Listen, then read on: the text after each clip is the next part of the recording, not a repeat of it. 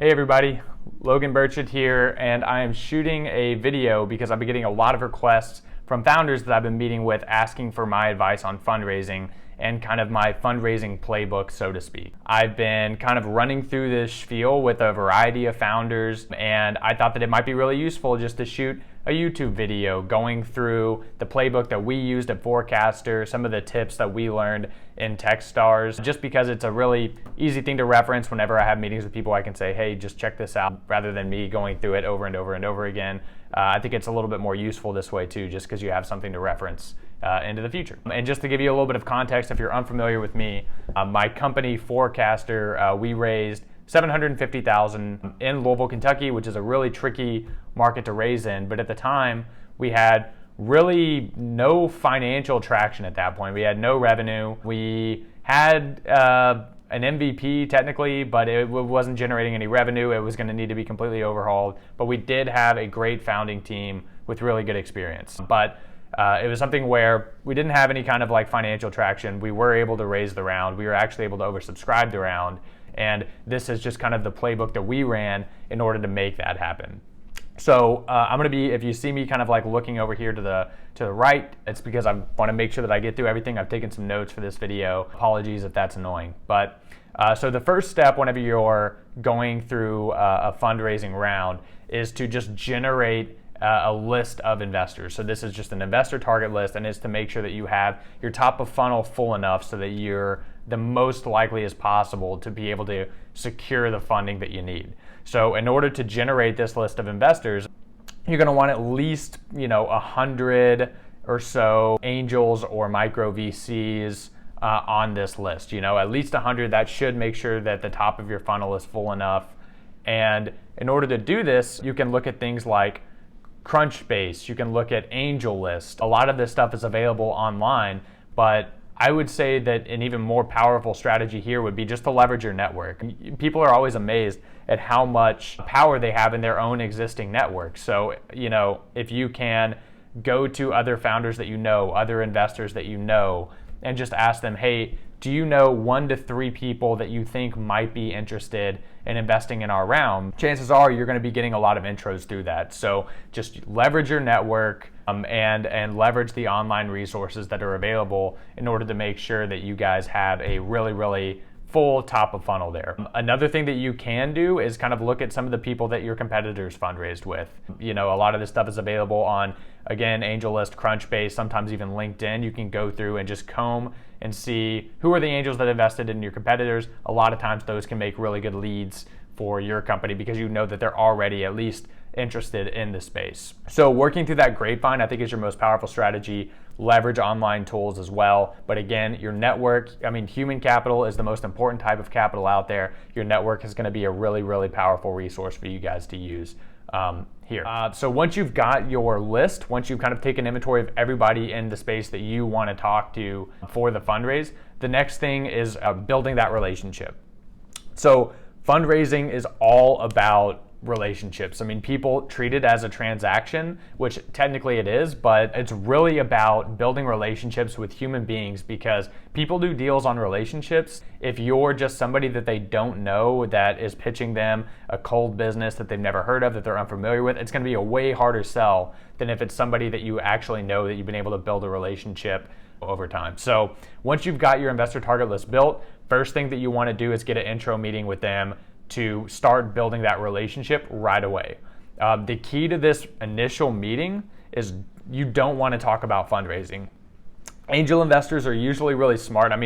They know, generally speaking, why you're reaching out to them. But what I like to do is kind of treat it as building a human relationship and asking for help on a problem that you have with your business.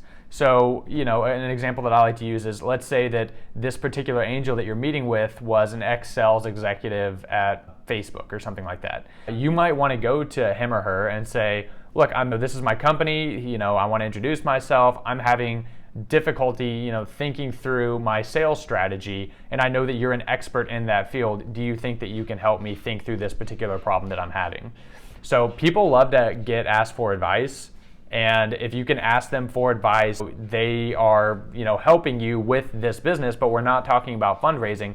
You are just two people solving a problem together, building a relationship together, and it's a much more powerful way to build rapport with them than if you just go up to them and say, hey, this is my business, give me a check. Usually just going the relationship building route is it's a smoother path forward with that person. So you're wanting to not talk about fundraising, you're wanting to get advice and insights about your business. You want to flatter them, hey, you're so great at sales for this person. You want to say, the reason that I reached out to you is because I think that you could be incredibly helpful to my business. And so it's all about just building that human connection. And a really important step for this particular meeting is at the very end of the meeting, you want to get them on your investor update list. So this is a mailing list that you're going to create, and everybody that you meet with, at the very end, you want to say, hey, do you mind if I put you on my investor update list? And every single month, what you're going to want to do is send that list email update about your business.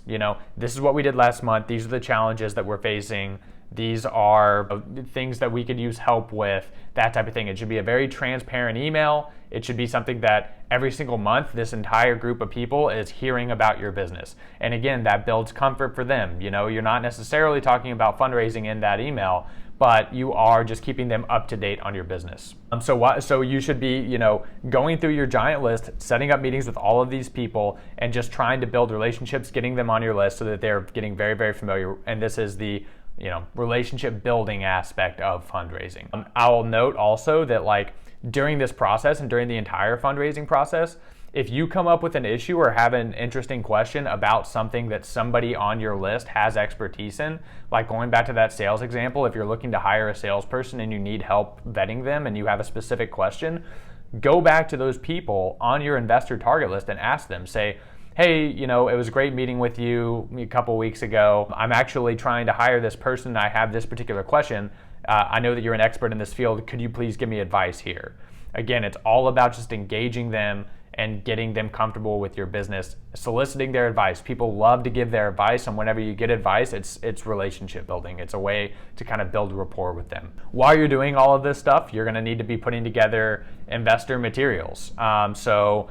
The big ones are going to be a financial model. So that's what my company does, Forecaster. We build great financial models, but you are going to need a really strong financial model to paint the picture of your company and make sure that you're raising enough cash to make sure that the business is viable. You're going to want to build an investor deck. So that's, I think a lot of people are familiar with that. And then you're going to want to build out a data room. So this is going to be a repository of data on the business. Things like historical financials, operating agreements, legal documents, hiring agreements, stuff like that. So just kind of like an organized thing where it could be in Dropbox, it could be in Google Drive. You can just send them a link, and then it's going to show you all of the things for your business that they're going to need in order to determine if they want to make an investment or not.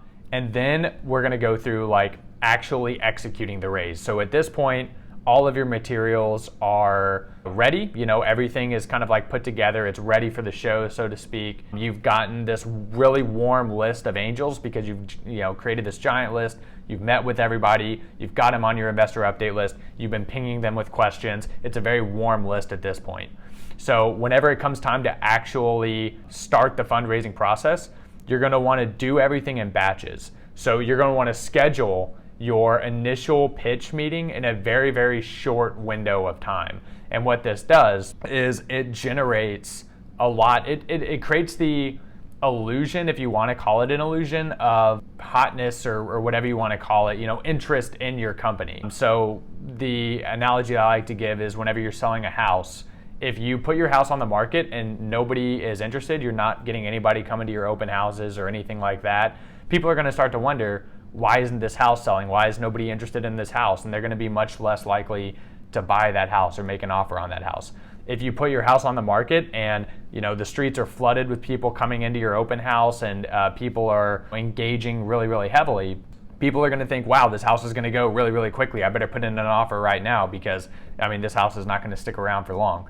You want to do that exact same thing. You want to create that illusion of interest to the best that you can with a fundraise. One of the things that you can do to do that is to batch meetings. So if you have all of these people that are on your update list that you met with, if it's time to kick off a fundraise and you say, all of my meetings are going to be in this 1 to 2 week period, then you've got all of these meetings just kind of stacked right on top of each other. You obviously want to make sure that you have enough leads before you start this, but that's kind of what you want to do. You want to start with your warmest leads at the front. So you want to start with people that perhaps they've engaged, they've leaned in really hard, they've said that they're really interested in investing, really interested in the business. Those are the people that you're going to want to bring on first for this set of meetings. The intuition there is that, if they are warm and if they do a soft commitment to your round, then in those later meetings, you'll be able to say, hey, look, I've already gotten X amount soft committed. And that makes your round look even better. If you've already gotten some commitments to your round as soon as you've opened it, that still creates that illusion of being there's a frenzy in the market of people trying to invest.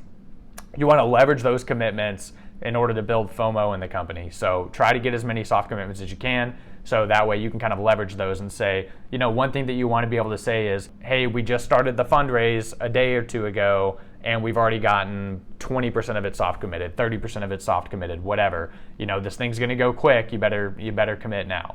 That's the type of thing that you want to do to get a fundraise closed very, very quickly. Every investor that you meet, email follow up, thank them, give them a link to the data room, give them a link to all of the resources, all of that stuff after you've met with them. And you also just want to establish clear next steps for every meeting and timeline that you need for them to make a decision. So the last thing I'll say kind of to wrap up this video though, is that the key thing that you want to be thinking through here, the really 2 key bullet points I think to take away is that you want to build relationships before you ask for money. By the time you ask for money from anybody, they should know you, they should have met with you, they should have some level of comfort and familiarity with you.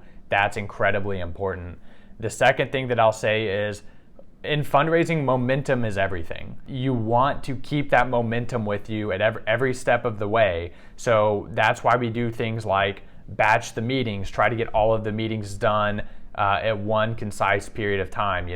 That is why we start with our warmest leads first, just to try to get those soft commitments early as possible so that we can leverage that momentum for those people that are perhaps less warm on the idea of investing in the company. So momentum is everything, relationships are everything, and those are really the 2 biggest pieces of feedback that I can give with fundraising.